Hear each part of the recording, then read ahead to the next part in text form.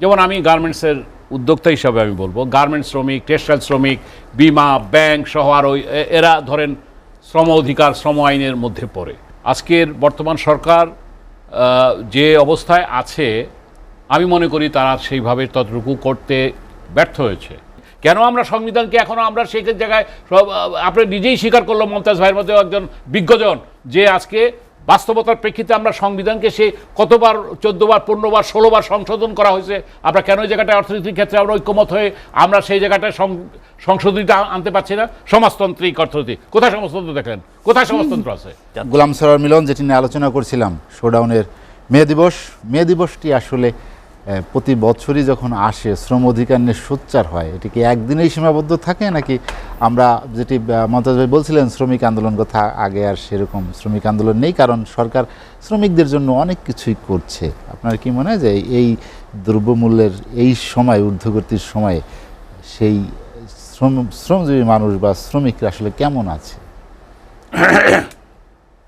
ধন্যবাদ প্রিয় সঞ্চালক জাহিদ ভাই, এবং আমার দুজন অত্যন্ত কাছের জনকে আপনি ডেকেছেন আজকের সহ আলোচক, এবং এসএটিভির অগণিত দর্শক শ্রোতাকে শুভেচ্ছা জানিয়ে আমি আপনার প্রশ্নে আসতে চাই। দেখেন, আমি বলবো যে 1 মে আন্তর্জাতিক শ্রমিক দিবস, যে শ্রমিক দিবসে একদিনে আনুষ্ঠানিকভাবে পালন করা হয়ে থাকে। আপনি শিরোনাম দিয়েছেন শোডাউনের মে দিবস। আওয়ামী লীগ একটা মে দিবস পালন করছে বঙ্গবন্ধু এভিনিউতে, বিএনপি তার অফিসের সামনে করছে। তো এটা তো এখন শ্রমিকদের মাঝে নেই। এখন ওই যে শোডাউনের কথা বলছেন, যথার্থভাবেই বলছেন। কথা হচ্ছে যে দেখেন, শ্রমিকদের কথা যদি বলি, আমাদের যে শ্রম আইন আছে, এই শ্রম আইনে 20% শ্রমিকের অধিকার রক্ষার কথা বলা আছে। যেমন আমি গার্মেন্টসের উদ্যোক্তা হিসাবে আমি বলবো, গার্মেন্টস শ্রমিক, টেক্সটাইল শ্রমিক, বিমা, ব্যাংক সহ আরও এরা ধরেন শ্রম অধিকার, শ্রম আইনের মধ্যে পড়ে। কিন্তু প্রাতিষ্ঠানিকভাবে যারা নাই, অর্থাৎ অপ্রাতিষ্ঠানিকভাবে যারা আছে, রিক্সা শ্রমিক, নির্মাণ শ্রমিক, দিনমজুর, এদেরকে তো অধিকার রক্ষায় তো সেইভাবে কোনো প্রাতিষ্ঠানিকতা নেই। আমি এটা দিয়ে বুঝাতে চাচ্ছি যে 1 মের যে শিক্ষা, 1 মের যে চেতনা ছিল, যে 8 ঘন্টার যে শ্রমঘণ্টার দাবিতে হে মার্কেটে যে আন্দোলন হয়েছিল, শামসুজ্জামান দুদু বলে গিয়েছে, তাদের প্রতি শ্রদ্ধা নিবেদন আমরা করি এটা আনুষ্ঠানিকভাবে। কিন্তু শ্রমিকদের যে অধিকার রক্ষায় আজকে বাংলাদেশ 52 বছর পেরিয়ে গেছে।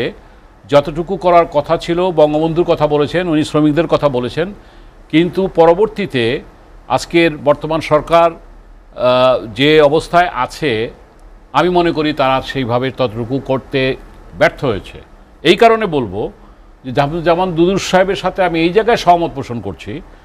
মমতাজ ভাই যদিও বলেছেন যে শ্রমিকদের বেতন বেড়েছে, হ্যাঁ গার্মেন্টস শ্রমিকদের বেতন বাড়ছে, কিন্তু মূল্যস্ফীতি এবং দ্রব্যমূল্য নিয়ন্ত্রণহীনতার কারণে তারা কি ঠিকমতো পাচ্ছে? আজকে শ্রমিকরা যে ঘরবাড়ির কথা বলছে, এটা যারা বিদেশে থাকে, যেসব শ্রমিকরা ডলার পাঠায়, যারা নাকি রপ্তানি, যারা নাকি আমাদের দেশে রেমিটেন্স পাঠায়, তারা ঘরবাড়ি করতেছে। আমাদের শ্রমিকরা কোনো এই পয়সা দিয়ে তারা ঘরবাড়ি করতে পারতেছে না, কারণ বেতনও বাড়ছে, দ্রব্যমূল্য বাড়ছে, তারা জীবন সংগ্রামে আছে। আমি এখানে ইতিবাচকভাবেই কথাটা বলতে চাই। আজকে দেখেন, আমি লাস্ট যে পয়েন্টটা দিয়ে বলবো যে দেখেন, আজকে 2টা দল, একটা বড় দল আওয়ামী লীগ, এটি ঐতিহ্যবাহী খুব পুরাতন দল, বিএনপি এটি ঐতিহ্যবাহী দল, আমরা যারা জাতীয় পার্টি করি, এই 3টি দলই কিন্তু দেশকে শাসন করেছে। আজকে দেখেন, আমি 2টা ঘটনা বলবো আপনাকে। জাতীয় পার্টির উদ্যোগে আজকে মিরপুরে আমাদের নেতা, স্থানীয় নেতা মোস্তাকুর রহমান মোস্তাক, সেখানে মোটর শ্রমিকদেরকে নিয়ে সে একটি শোভাযাত্রা করেছে, পানি বিতরণ করেছে, শরবত বিতরণ করেছে, খাবার বিতরণ করেছে, এবং তাদের কল্যাণের কথা বলে সেখানে পথসভা করেছে। আপনি আরেকটা উদাহরণ দিতে চাই, সাভারে আপনি জানেন যে সেখানে পৌর শ্রমিক লীগ কর্তৃক আয়োজিত একটি সভায় সেখানে স্থানীয় নেতা নাজমুল হাসান লিমন, বিশ্বাস করেন আমি ছেলেটাকে আজকে আপনার মাধ্যমেই দিতে চাই, একটা অনন্য একটি অনুষ্ঠান করেছে রিক্সাওয়ালাদেরকে নিয়ে, যে সেখানে তারা পৃথক লেনের দাবি, তাদের অধিকার, তাদের কল্যাণের প্রশ্নে কিছু কথা বলেছে। আমি এই 2টাও রেফারেন্স টানলাম এই কারণে, ঢাকায় শোডাউনের দরকার নাই। যেই জায়গায় শ্রমিক আছে তাদেরকে নিয়ে যদি কল্যাণের কিছু কথা বলা হয়, তাদেরকে অধিকার রক্ষায় যদি কিছু কথা বলা হয়, তাহলে সেটাই হবে সার্থকতা, মে দিবসের সার্থকতা। এখন ঢাকায় আমি জাতীয় পার্টির একটা করলেন, বিএনপি তার পার্টি অফিসের সামনে করলো, আওয়ামী লীগ করলো, এটা তো শ্রমিকদের না। আপনি ঠিক বলেছেন, সেই দুদু সাহেব এবং মমতাজ ভাই একটা কথায় একমত, আমিও সেই জায়গায় একমত। শ্রমিকদের সেই ড্যামরায় অনুষ্ঠান হয় না এখন, সেই টুঙ্গিতে এখন অনুষ্ঠান হয় না। 90-এর পরে আমাদেরকে স্বৈরাচার বলা হয়, 90 পর্যন্ত কিন্তু সেখানে যে বড় বড় কাজী জাফর আহমদের কথা স্মরণ করতে হয়, বড় বড় শ্রমিক নেতাদের কথা স্মরণ করতে হয়, কিন্তু পরবর্তীতে পাটকলগুলি বন্ধ করে দেওয়ার পর সেখানে শ্রমিক আন্দোলন নেই। আজকে শামসুজ্জামান দুদু শতার্থ বলেছে, আজকে সমাজতান্ত্রিক দেশগুলোর বিচ্যুতি হয়েছে, কিন্তু পুঁজিবাদী দেশ বলেন, পাশ্চাত্য দেশ বলেন, তারা শ্রম অধিকার নিয়ে কথা বলছে। তারা বাংলাদেশকে চাপ দিচ্ছে যে তুমি শ্রম অধিকার নিশ্চিত করো, তাহলে তোমাদের সাথে এইভাবে আমাদের সম্পর্ক হতে পারে।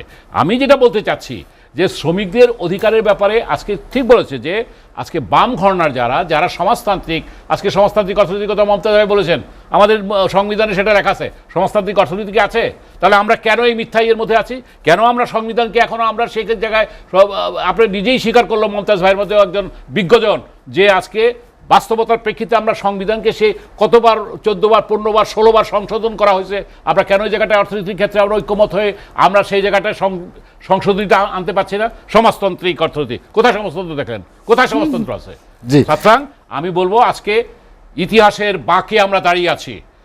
বাঁকটা হলো অর্থনীতির ক্ষেত্রে, রাজনীতির ক্ষেত্রে, রাজনীতির যে শূন্যতা বিরাজ করছে, এইটা এই বড় দুই দলের উদ্দেশ্যে বলতে চাই, আজকে ভবিষ্যৎ প্রজন্মকে আমাদেরকে পথ নির্দেশ করতে হবে সঠিক রাজনীতির জন্য।